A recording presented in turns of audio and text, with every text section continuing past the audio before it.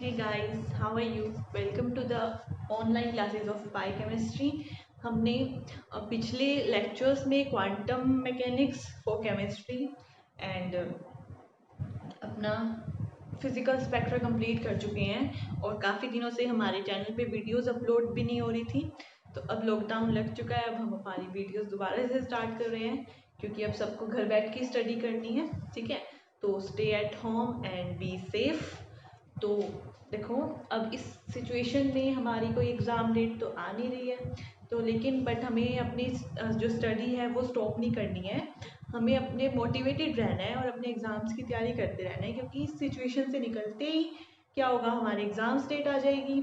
ठीक है, तो अब हम हमारे प्रिपरेशन स्टार्ट करेंगे। ठीक है, तो देखो, अब हम हमारा जो नया टॉपिक है वो स्टार्ट कर रहे हैं, that is thermodynamics and is very very very important for CSIR net and other exams. ठीक है, तो थर्मोडायनेमिक्स वैसे तो आपको थोड़ा सा बेसिक पता ही है कि थर्मोडायनेमिक्स में क्या होता है, ट्रांसफॉर्मेशंस ऑफ हीट। ठीक है, जिसमें हम स्टडी करते हैं। तो हम हमारा स्टार्ट कर रहे हैं थर्मोडायनेमिक्स, और आपको जो भी प्रॉब्लम्स होगी वो आप कमेंट बॉक्स में लिख सकते हैं। ठीक है, वो हम सॉल्यूशन दे देंगे। तो थर्मोडायनेमिक्स में क्या होता है, study of transformations of heat from one form to another. ठीक है, ये सबको पता है। और जैसे एग्जांपल ले लेते हैं, अगर हमारे पास कोई डीजल है, इंजन है, ठीक है, डीजल इंजन है, इसमें हम क्या करते हैं, हम इसमें हीट, जो इनपुट होता है वो हीट होता है और जो आउटपुट होता है वो वर्क होता है, मतलब वर्क को हीट में एक्सचेंज कर सकते हैं। ठीक है, ट्रांसफॉर्मेशन हो गई। एंड अगर हम AC का एग्जांपल लें, इसमें क्या होता है, हम इलेक्ट्रिकल वर्क करते हैं इस पे और ये हीट रिलीज करते हैं। ओके, तो मतलब एक फॉर्म से दूसरी फॉर्म में हम चेंज करें, दैट इज इन थर्मोडायनेमिक्स। ठीक है, और देखो, हमारी थर्मोडायनेमिक्स में हमारे पास 8 टर्म्स आएंगी, that is SPVT: entropy, pressure, volume, temperature. These are called thermodynamic parameters.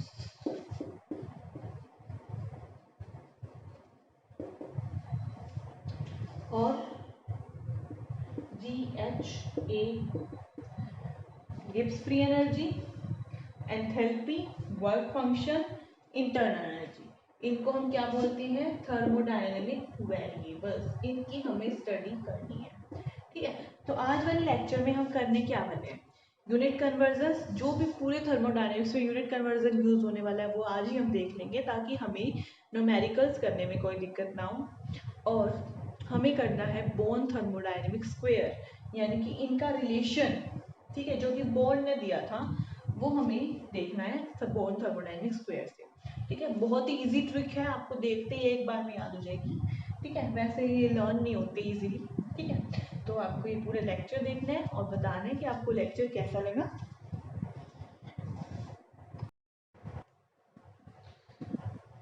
तो अब हम देखते हैं, तो जो हमारा मेन टॉपिक है इस लेक्चर का, that is unit conversions and Born thermodynamic square. तो अब हम यूनिट कन्वर्जन देख लेते हैं, जो कि पूरी थर्मोडायनेमिक्स में यूज होंगे और जिससे न्यूमेरिकल्स थोड़े इजी हो जाएंगे। ठीक है, तो यूनिट कन्वर्जन में क्या है, यहाँ पे थर्मोडायनेमिक्स के रिगार्डिंग ही कर रहे हैं हम। ठीक है, तो अब मान लो कि हमारे पास एक वाटर टैंक है, उसकी height 1 metre, length 1 metre and breadth 1 metre है, और उसके अंदर 1000 लीटर पानी आता है। मतलब हमने एज्यूम कर लिया हमारे पास 1 metre length, 1 metre breadth and 1 metre height का कोई वाटर टैंक है, and that contain 1000 litre water. ठीक है, तो यहीं से हमारा रिलेशन आ चुका है, 1 मीटर क्यूब दैट इज 10 की पावर 3 लीटर। यहाँ हम क्या लिख सकते हैं, 1 litre equal to 10 is to the power -3 metre cube. ठीक है, ये रिलेशन आ चुका है। ठीक है, और क्या कह सकते हैं हम 1 मीटर को लिख सकते हैं 10 डेसीमीटर। ठीक है, तो क्या लिखेंगे, 10 decimetre into 10 decimetre into 10 decimetre equal to 1000 litre. ठीक है, तो इसको हम क्या लिख सकते हैं, 10 की power 3 decimetre cube equal to 10 की power 3 litre, that is equal to 1 decimetre cube equal to 1 litre. तो ये भी एक वॉल्यूम का रिलेशन है, ठीक है। जब हम वॉल्यूम का कन्वर्जन करेंगे तो उसमें ये यूज होंगे। तो उसके बाद हम क्या कह सकते हैं कि अच्छा, ये हमने देख लिया डेसीमीटर की टर्म में, मीटर की टर्म में। सेंटीमीटर भी लिख सकते हैं। 1 मीटर को क्या लिखेंगे, 100 centimetre into 100 centimetre, 100 centimetre, that is equals to 1000 litre. तो 10 की power 6 centimetre cube equal to 10 raise to the power 3 litre. हम ये लिख सकते हैं। तो हम क्या कहेंगे, अगर हमें 1 सेंटीमीटर क्यूब लिखना है तो 10 की पावर -3 क्या हो जाएगा, लीटर। ओके, और इसको अगर हमें मिलीलीटर में चेंज करना हो तो कैसे करेंगे। अब इसको लिखेंगे हम लीटर को मिलीलीटर, यानी कि 1 मिलीलीटर, क्योंकि 1000 से मल्टीप्लाई करेंगे तो कैंसिल हो जाएंगे। 1 millilitre that is 1 centimetre cube. तो 1 centimetre cube equal to 1 millilitre. तो ये 3 रिलेशन हमारे वॉल्यूम के आ चुके हैं, ठीक है। तो वॉल्यूम का यूनिट कन्वर्जन तो हमें पूरी थर्मोडायनामिक्स में ऐसे ही करना है। अब है हमारे पास यूनिट कन्वर्जन ऑफ प्रेशर। तो प्रेशर का यूनिट कन्वर्जन देखो,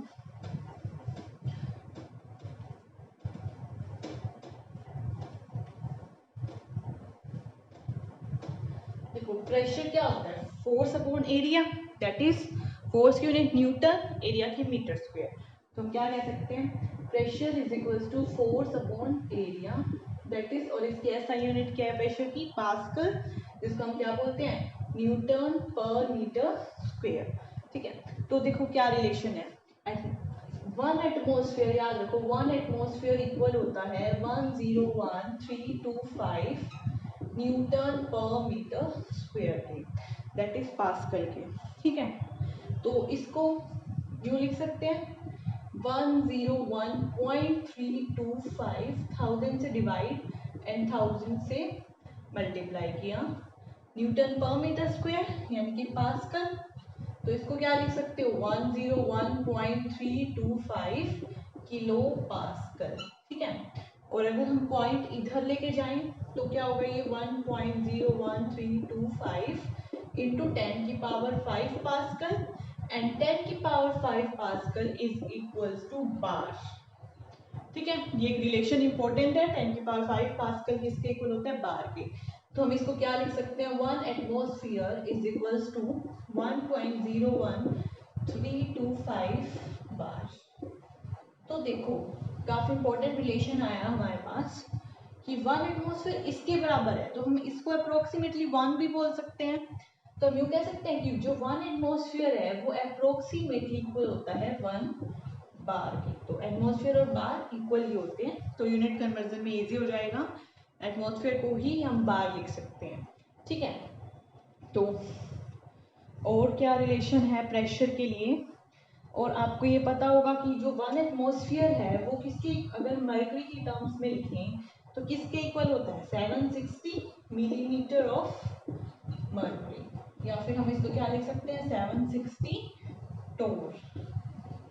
सेंटीमीटर की टर्म्स में क्या होगा, 76 सेंटीमीटर ऑफ मर्क्यूरी, ठीक है। तो ये हमारा यूनिट कन्वर्जन होगा फॉर प्रेशर के रिगार्डिंग। अब नेक्स्ट हमारा यूनिट कन्वर्जन है फॉर एनर्जी, ठीक है। एनर्जी में क्या होगा, हमें जो आर होता है गैस कांस्टेंट, उनकी वैल्यूज लर्न करनी होगी, फिर हमारा यूनिट कन्वर्जन एनर्जी का इजीली हो जाएगा।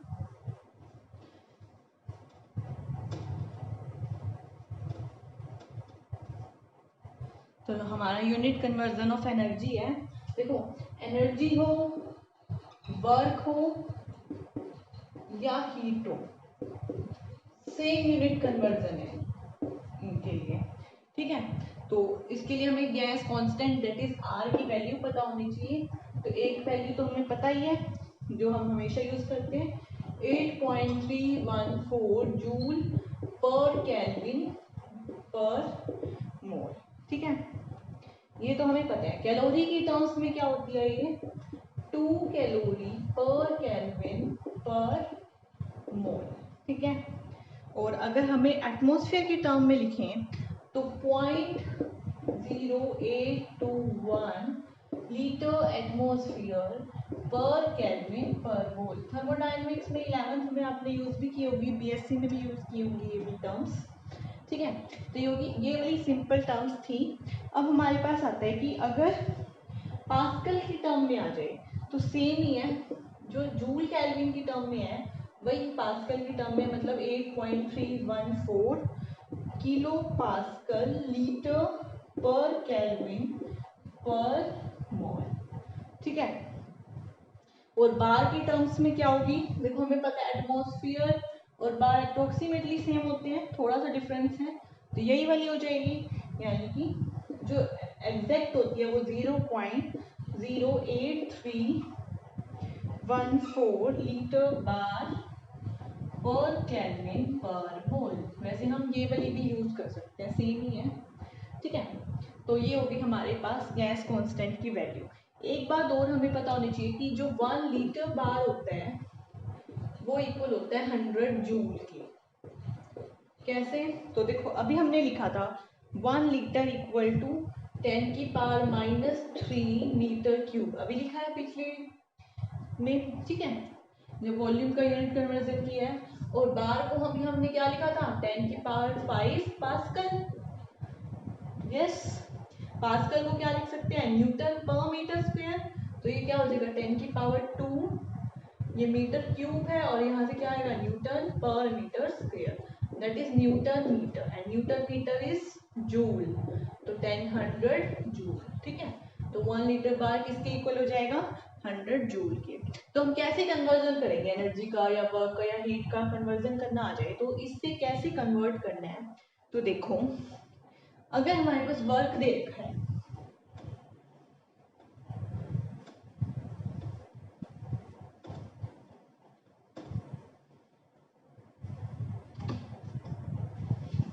हमारे पास वर्क दे रखा है 200 लीटर एटमॉस्फेयर, इसको हमें कन्वर्ट करना है इनटू कैलोरी।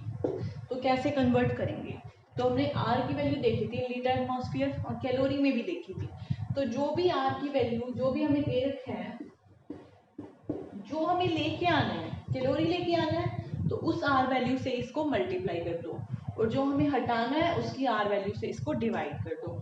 तो हमें लाना क्या, कैलोरी में क्या थी वैल्यू 2 कैलोरी पर केल्विन पर मोल, और जो हटाना है यानी कि लीटर एटमॉस्फेयर में क्या थी 0.821 लीटर एटमॉस्फेयर पर केल्विन पर मोल।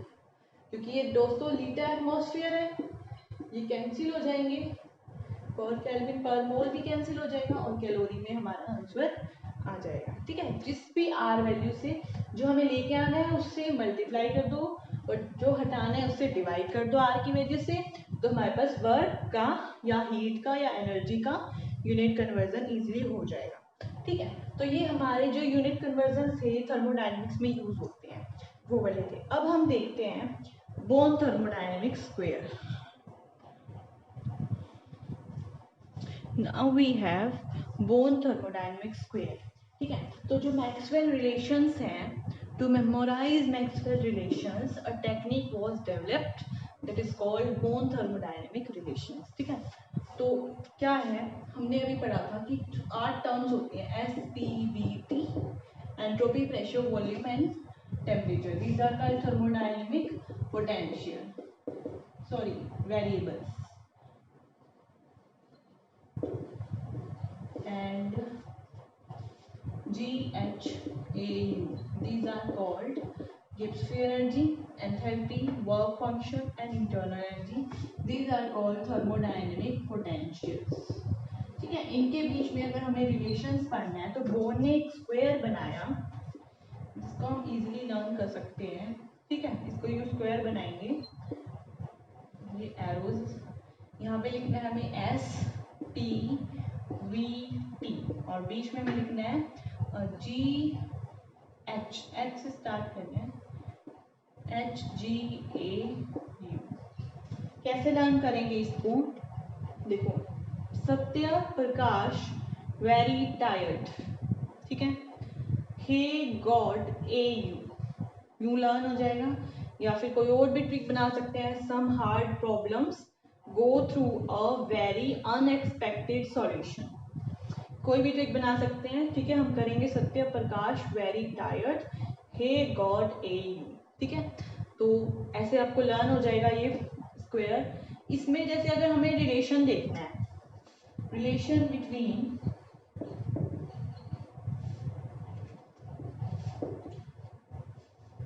thermodynamic potential in terms of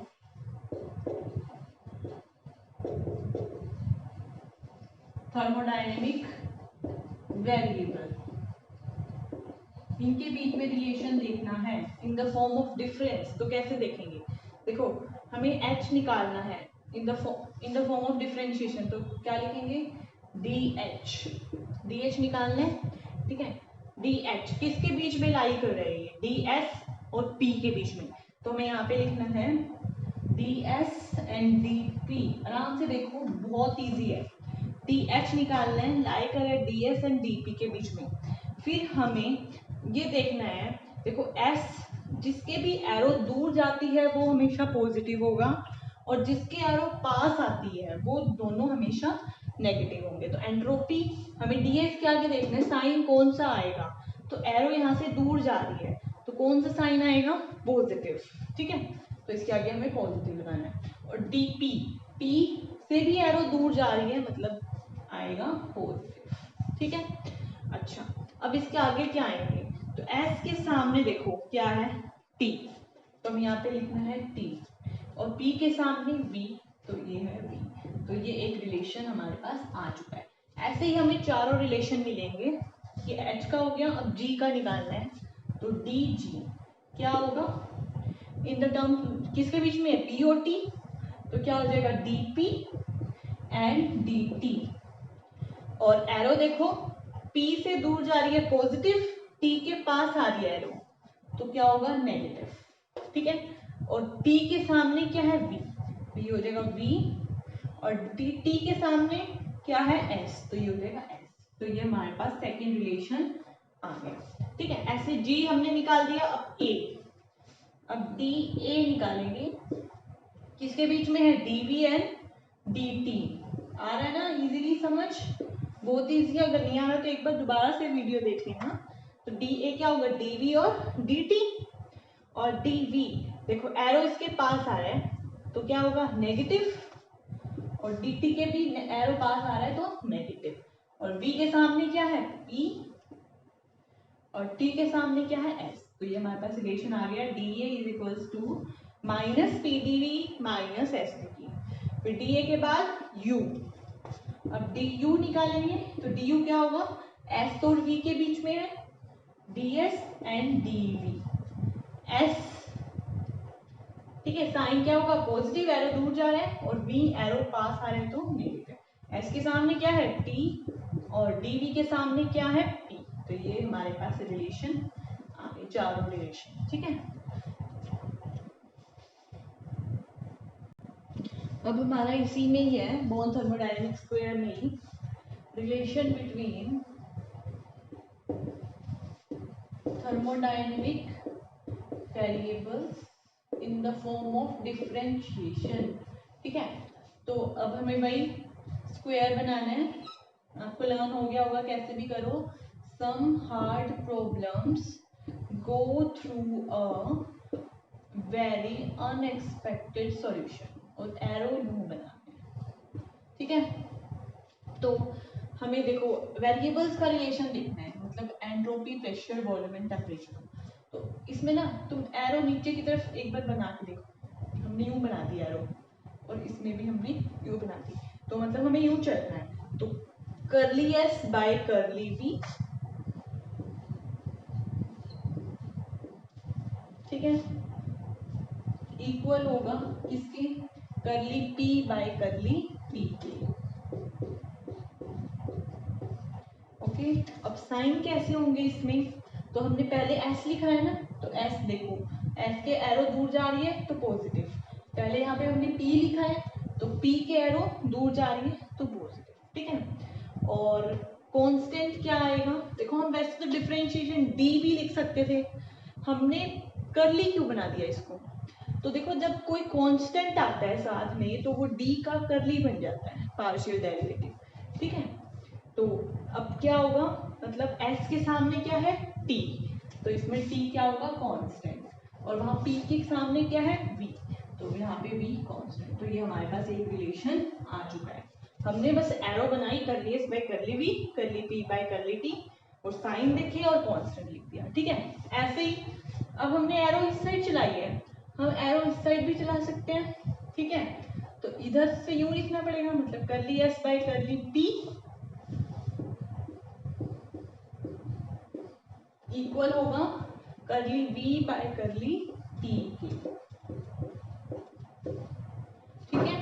तो curly S by curly P, S पहले लिखा तो एस के सामने क्या आएगा, sign positive, curly V by curly T, V के सामने क्या आएगा, साइन नेगेटिव, वी के अकॉर्डिंग देखेंगे, ठीक है। और कांस्टेंट क्या आएंगे, एस के, एस से देखेंगे, एस के सामने क्या है, टी, और वी, वी के सामने क्या है, पी, तो ये हमारे पास सेकंड रिलेशन आ गया, ठीक है। अब देखो हमने क्या किया था, पहले हमने एरो यूं चलाई थी और यूं चलाई थी, अब हमें इसका अपोजिट करना है, इसी का अपोजिट कर दो ऐसे, तो क्या होगा, यूं जाएंगे करली वी बाय करली एस, तो curly V by curly S equal होगा, अपोजिट किया तो करली टी बाय करली पी की, ठीक है। साइन देखो कौन बताएगा, ऊपर वाला बताता है जो हमने पहले लिखा, तो वी, वी के सामने एरो पास आ रही है तो नेगेटिव, और टी के भी एरो पास आ रही है तो नेगेटिव, ठीक है, वो तो कैंसिल हो जाएंगे। और कांस्टेंट क्या होगा, देखो v के सामने क्या है, p कांस्टेंट, और t के सामने क्या है, s, तो ये भी कांस्टेंट, तो ये हमारे पास थर्ड रिलेशन आ गया। फोर्थ रिलेशन हमने क्या किया, इसी का अपोजिट कर दिया, उसमें इसी का अपोजिट कर दो, तो हमारे पास फोर्थ रिलेशन हो जाएगा, क्या होगा, करली p बाय करली s इक्वल होगा करली t बाय करली v की।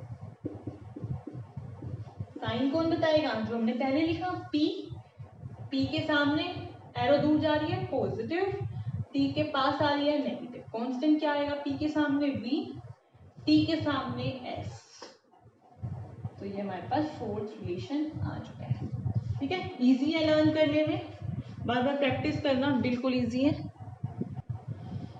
अब इसी में ही है हमारे पास क्राइटेरिया ऑफ स्पॉन्टेनिटी, कि अब हमें चेक करना है कि कोई भी प्रोसेस स्पॉन्टेनियस कब होगा, तो वो भी हम किससे बता सकते हैं, बोर्न थर्मोडायनेमिक स्क्वायर से। तो criteria of spontaneity, spelling check कर लेना एक बार, ठीक है। क्राइटेरिया ऑफ स्पॉन्टेनिटी में क्या होता है कि देखो वही स्क्वायर बनाओ, some hard problem go through a very unexpected solution, ठीक है। तो एरोज जाएंगी इस साइड, देखो स्पॉन्टेनिटी चेक कर दिया in the terms of variables, इनकी टर्म पोटेंशियल सॉरी, इनकी टर्म्स में अगर हमें स्पॉन्टेनिटी चेक करनी है कि कोई भी रिएक्शन स्पॉन्टेनियस है या नहीं है, तो उसके लिए क्या होना चाहिए, जो H है, क्योंकि देखो स्पॉन्टेनियस कब होता है कोई भी प्रोसेस, जब स्टेबिलिटी की तरफ जाए, ठीक है, और स्टेबिलिटी कब आती है, जब एनर्जी घटे, ठीक है। तो इसके अंदर जो एनर्जी टर्म्स है वो लेस देन 0 होनी चाहिए, है ना, तभी स्पॉन्टेनियस आएगा। तो ये सारी एनर्जी टर्म्स ही हैं, जी एच ए यू, ठीक है। तो इसको हम यू लिख सकते हैं, delta G less than 0, delta H less than 0, delta A less than 0, सारी एनर्जी टर्म्स कैसी होनी चाहिए, नेगेटिव, ठीक है। अगर हम यू लिख रहे हैं तो इसका मतलब इसमें कांस्टेंट भी आएंगे, कौन से कांस्टेंट आएंगे, तो जी इन द कांस्टेंट आएंगे इसके ये वाले पी और टी, ठीक है। और एच में कांस्टेंट कौन होना चाहिए, एस और पी, ए में कौन होना चाहिए, वी और टी, और यू में कौन होना चाहिए, एस और वी, ठीक है। ये कांस्टेंट होने चाहिए तब, और ये जो सिस्टम है स्पॉन्टेनियस होगा फॉर इरिवर्सिबल प्रोसेस। कौन से होते हैं इरिवर्सिबल, जो नेचर में होते हैं, नेचुरल प्रोसेस, ठीक है। अगर हमें रिवर्सिबल के लिए देखना है, रिवर्सिबल में ये इक्वल टू 0 हो जाएगा। तो ये सिस्टम हो गया फॉर इरिवर्सिबल प्लस रिवर्सिबल। ठीक है, ये तो हो गया in the terms of potential energy की टर्म्स में। पैरामीटर्स की टर्म में अगर हमें देखना है स्पॉन्टेनिटी, तो कैसे चेक करें? देखो, एरो जिससे दूर जा रही है वो पॉजिटिव, जिसके पास आ रही है वो नेगेटिव, जो हमने पहले भी बताया। तो एस डेल्टा एस पॉजिटिव होना चाहिए, दूर जा रही है एरो। कांस्टेंट कौन से आएंगे इसमें? दो कांस्टेंट आएंगे, एक बार तो एच पी या फिर साथ वाले यू और वी भी आ सकते हैं। Delta S U V greater than 0। ठीक है, ये दोनों हो सकते हैं। फिर पी की टर्म्स में देखो, एरो दूर जा रही है पॉजिटिव, और क्या होगा? कांस्टेंट कौन से आएंगे? एच और एस, और ये भी आ सकते हैं जी और टी।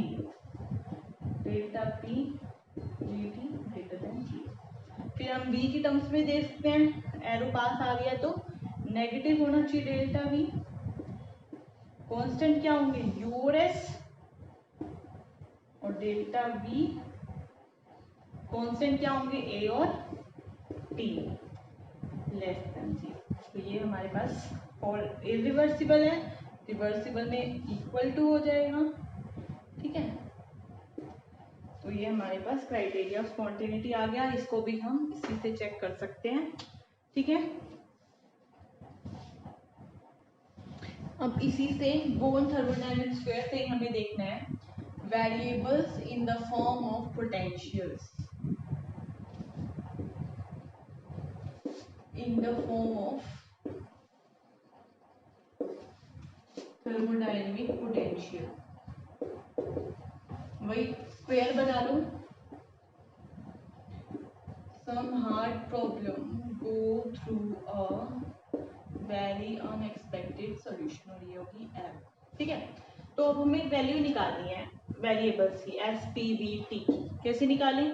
देखो, जब सबसे पहले अगर हमें टी की वैल्यू निकालनी है तो क्या करोगे? टी के सामने देखो क्या है? एस, तो यहाँ पे कर लिए दो बार लिख दो नीचे। ठीक है, अच्छा, ये हमने टी के सामने आ गया एस पे। एस के इधर जाओ क्या है? एच, इधर जाओ यू, तो एक बार लिख दो एच, एक बार लिख दो यू। ठीक है, हो गया। अब साइन कौन बताएगा, पॉजिटिव आएगा या नेगेटिव? तो जो हम पहले लिखते हैं वो बताते हैं साइन। तो पहले हमने एस लिखा था, तो एस की एरो कहाँ जा रही है? दूर जा रही है, तो पॉजिटिव, ये भी पॉजिटिव, ये भी पॉजिटिव। और कांस्टेंट क्या आएगा? देखो, हमने एच लिखा तो एच के साथ क्या बचा है? पी, तो इसमें पी कांस्टेंट। हमने यहाँ यू लिखा तो यू के साथ क्या है? वी, तो इसमें वी कांस्टेंट। ठीक है, तो ये थर्मोडायनेमिक वेरिएबल की आ गई value in the form of potential. ऐसे हम कोई भी लिख सकते हैं। टी लिख दिया, पी लिखो, तो पी के सामने क्या है? वी, तो करली वी हमें क्या लिखना है? नीचे दोनों। ठीक है, और वी के साथ क्या है? एक बार यू है, एक बार ए है, तो यहाँ पे यू, यहाँ पे ए। साइन कौन बताएगा? जो हम पहले लिखते हैं, यानी कि वी। वी के पास आ रही है एरो, तो नेगेटिव, तो दोनों नेगेटिव। अच्छा, और कांस्टेंट यू के साथ क्या है? एस, तो यहाँ पे एस कांस्टेंट, और ए के साथ में क्या है? टी, तो यहाँ पे टी कांस्टेंट। तो ये एक और वैल्यू आ गई। ऐसे ही हम दो, ये वॉल्यूम की भी निकाल सकते हैं और एंट्रोपी की भी। तो वी की निकालें, तो वी की क्या होगी? सामने क्या है? करली पी, अपोजिट में लिख दो करली पी। ठीक है, और पी के साथ क्या है? एक बार एच, एक बार जी। साइन कौन बताएगा? जो हमने पहले लिखा, यानी कि पी। पी की एरो दूर जा रही है, यानी कि पॉजिटिव, तो दोनों क्या होंगे? पॉजिटिव। साइन देखो, एच लिखा तो एच के साथ क्या है? एस, एस क्या होगा? कांस्टेंट। और जी लिखा, जी के साथ क्या है? टी, यहाँ पे क्या होगा? T constant. ठीक है, ये होगी वी की वैल्यू। ऐसे ही हम एस की भी लिख सकते हैं। क्या होगी? सामने क्या है? टी, तो करली टी, टी के साथ में एक बार ए, एक बार जी। साइन कौन बताएगा? टी, टी के एरो पास आ रही है तो नेगेटिव। तो कांस्टेंट क्या हो गए? ए के साथ क्या है? वी, तो वी कांस्टेंट। जी के साथ क्या है? पी, तो पी कांस्टेंट। तो ये हमारी वैल्यूज आ गई। ठीक है, तो ये सारे रिलेशंस हो गए हमारे। ठीक है, और हमने इजीली कर लिया बोन थर्मोडायनेमिक स्क्वायर से। अब CSR नेट में 2 मार्क्स का क्वेश्चन इसमें से इजीली आ जाता है, कई बार 4 का भी आता है लेकिन 2 का भी आता है। ठीक है, तो बहुत इंपॉर्टेंट है कोई भी एग्ज़ाम हो। जैसे अभी HPSC के एग्ज़ाम कॉलेज कैडर वाला होने वाला है, जिसकी डेट भी आ गई थी 2 मई, लेकिन अब फिर से पोस्टपोन हो गया। ठीक है, तो उसमें भी उसके रिगार्डिंग भी काफ़ी इंपॉर्टेंट है। तो अगर आप उसकी प्रिपरेशन कर रहे हो तो बहुत इंपॉर्टेंट है। RPSC के लिए कॉलेज कैडर का एग्ज़ाम है उसका भी। ठीक है, वो भी काफ़ी पोस्टपोन हो गया सिचुएशन की वजह से। तो उन सब के लिए ये बहुत इंपॉर्टेंट है, और CSR नेट के लिए भी। तो आपको ये अच्छे से करना है। और हमारी वीडियो कैसी लगी, क्या हमें थर्मोडायनेमिक्स आगे कंटिन्यू करनी चाहिए, आपको देखनी है, अच्छी लगी तो कमेंट बॉक्स में बताइए। And thanks for watching.